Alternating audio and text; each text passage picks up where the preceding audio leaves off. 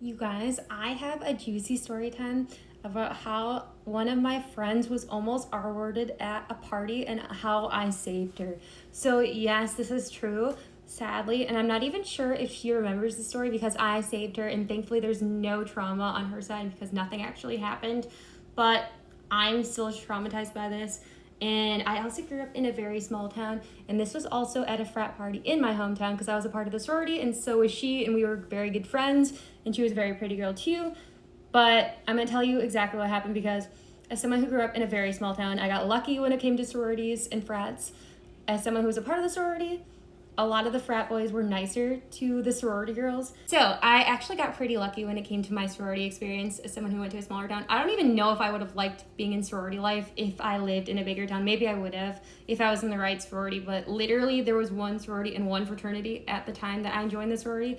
And I'm just saying that is very unheard of, and it was a smaller town in the area. But as someone who went to a smaller town, it was also beneficial because you could really trust the people around you. Like, I felt very safe going to frat parties because they would really take care of us sorority girls because we did a lot of events together. We were friends, a lot of us. And yeah, they were very protective over us.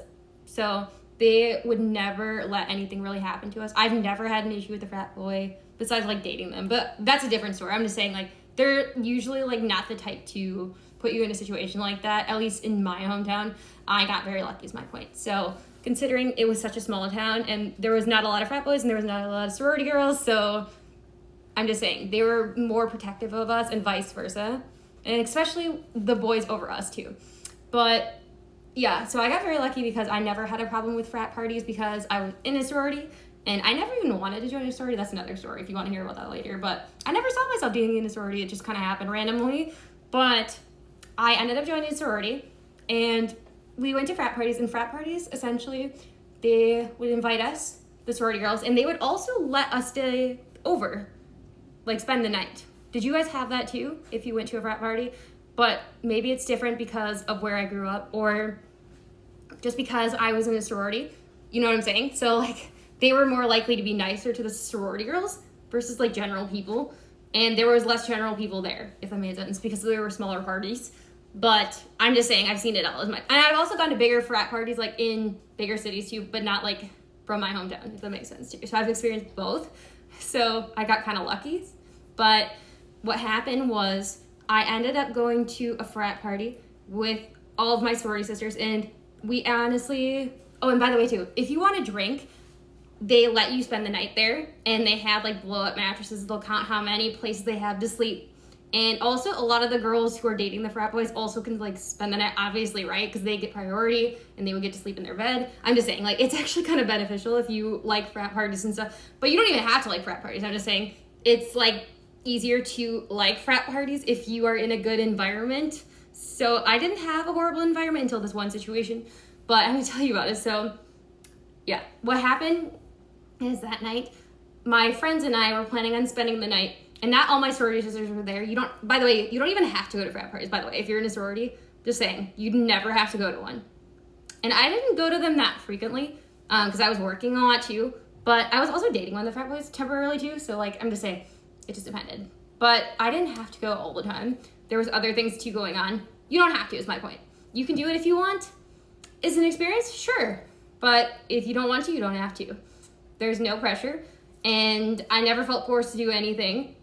But in this situation, I was really good friends with one of the sorority sisters, and she was there at this party too. And what happens in frat parties is it's fine until the end of the night. So by the end of the night, it kind of gets weird.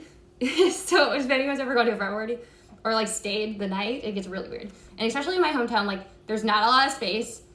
I'm just saying, like, you even have to share beds or like air mattresses, or I'm just saying, there's not a lot of space to do anything is my point. So it's very obvious when stuff's going down.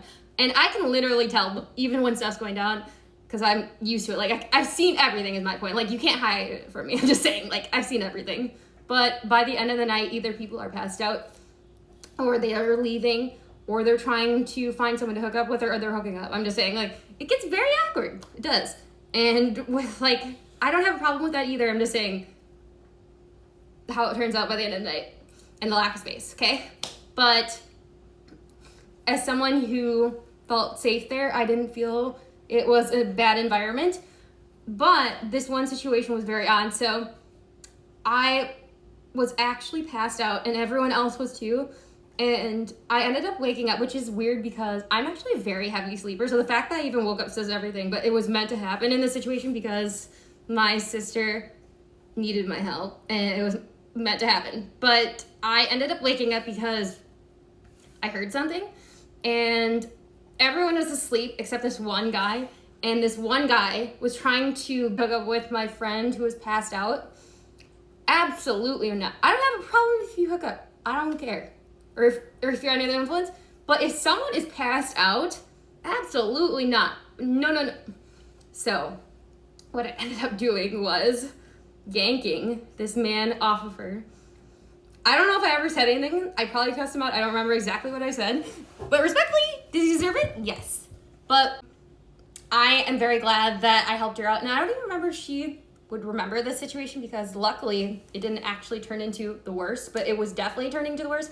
And I'm just saying, as someone who has seen a lot of things, he was definitely going to do it. I know he was. Like, he was it was very clear he was about to do it. So I got lucky that he was dumb and woke me up.